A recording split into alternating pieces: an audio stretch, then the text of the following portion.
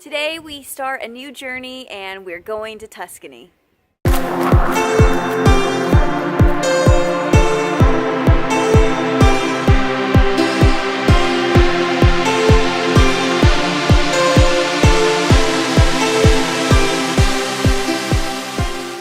It's Easter weekend and my host family and I are in Tuscany.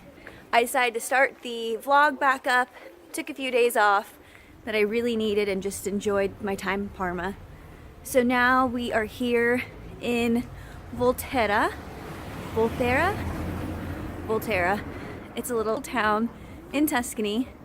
We're meeting up the other family that we traveled with to Slovenia. Volterra is an Etruscan city. So Etruscans were the ones that were here before the Romans. So very historical. We're gonna check it out.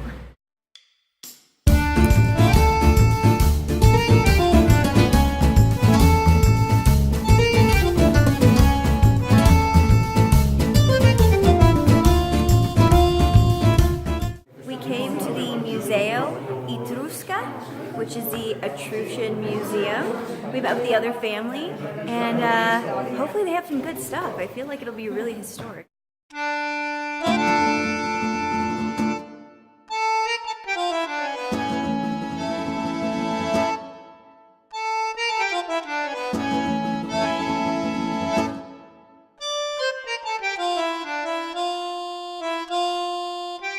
Fun fact about the Etruscans. When people would pass away, they would burn the bodies, carry the ashes in a vase. So that's why there were so many vases in the other vases in the other room. Then, after they burned the bodies, they decided, okay, let's not burn them anymore. Let's bury them. So when they started burying the bodies, then they would bury the people with all of their things. So that's why there were so many artifacts, because they found these artifacts in the graves of the people. Okay, well behind me, you can see it. This is an example of their casket, or what they were buried in. It's actually made of alabaster, which is the famous stone from Toscana, Tuscany. So they were saying people that have high importance in society back then would have these huge burial monuments, stone caskets, and they would have this massive sculpture, stone alabaster piece sitting on top. This sculpture behind me is La Ombra de la Sera. It's an extremely famous piece that was used in the Etruscans' prayers. I guess a lot of people know about it. I think some people will be excited to see this. There is a crazy amount of wonderful artifacts that they were able to find and preserve from the Etruscan period. I think it is the largest Etruscan museum, obviously because the Etruscans were here in Italy, but it has an incredible amount of artifacts ranging from pots, these are pot handles behind me, urns, there's weapons, bowls, plates, jewelry, money, I mean just everything you can think of that civilization would have. It's all here. It's a wonderful museum, and it's really great to just check out the history, especially because Tuscany is known for wine. So it's just something unexpected we didn't think we would come across, and really amazing, really fantastic.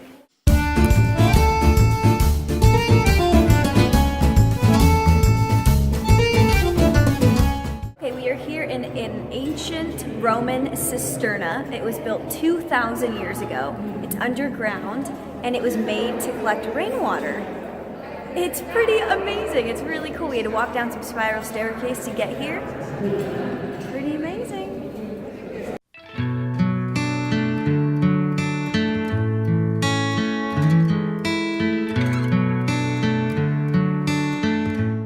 Today we are going to Siena.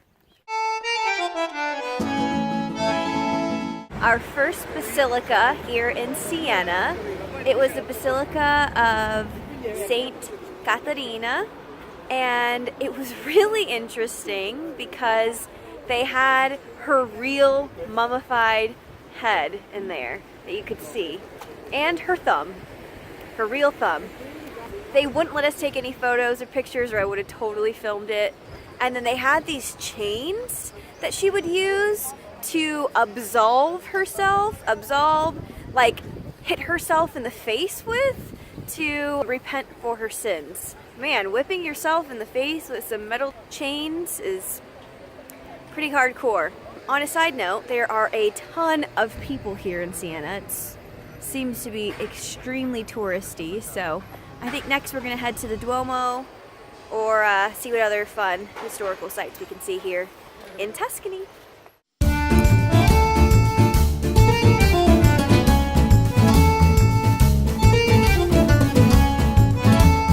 We're in the huge city square, the Centro, and this is actually where this kind of horse racing takes place. It's called Palio, and so people from different neighborhoods make teams, and they have different symbols like a caterpillar, wolf, an owl, ram, and so what they do is ride horses without any kind of saddles, and they race around the central square here. So the teams go into the cathedral with their horses, they get blessed, and then they start the race. Pretty incredible. This center is probably the biggest square that I've seen so far in Europe. It's really big. There's tons of people, lots of shops. So yeah, very interesting. Palio, really cool.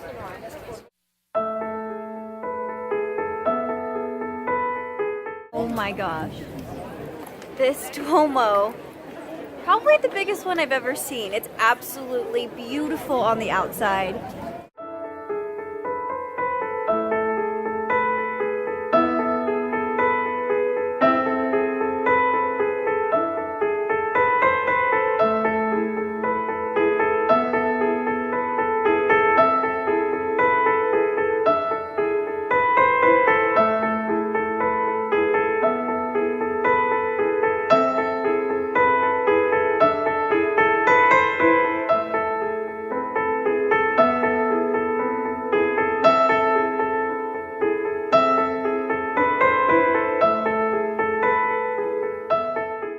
We spent our day here in Siena and it was absolutely wonderful. Beautiful town, lots of tourists. Definitely recommend coming. There's lots to do, lots to see, plenty of places to shop and buy everything you need. Wrapping up our trip to Tuscany, but we're stopping at one last place, San Gimignano, I believe is how you say it. They call it the Manhattan of Tuscany because it has a ton of towers that you can see from the countryside far away. It's really nice. We're gonna just take a short trip here and then back home to Parma.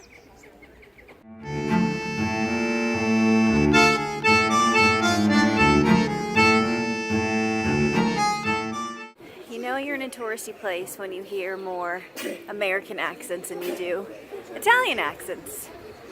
Makes sense. I'm gonna say, based on outside appearances, the San Gimignano Duomo, not as nice as Siena, but it's a smaller city.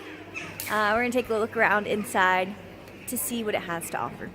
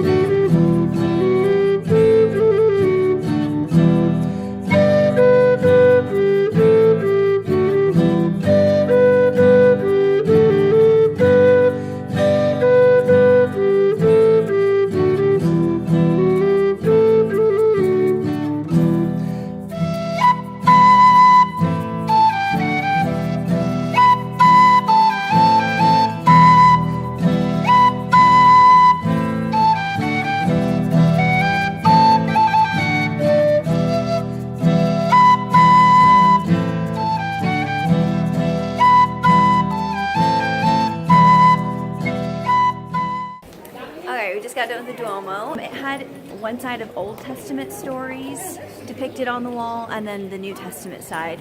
It also came equipped with this little talking device, so you could go around to each station that would tell you all of the stories. Really informative. It was only €4. Really nice way to learn about the history of the Bible. I'm not educated in that. I don't remember these stories. So yeah, it was really, really nice. It was really cool. First food truck in Italy, and it's porchetta Toscana, which is pork from Tuscany. Okay, that wraps up our adventure in Tuscany. If you guys like this content, give me a thumbs up, subscribe, and follow me on my journey as an nomad.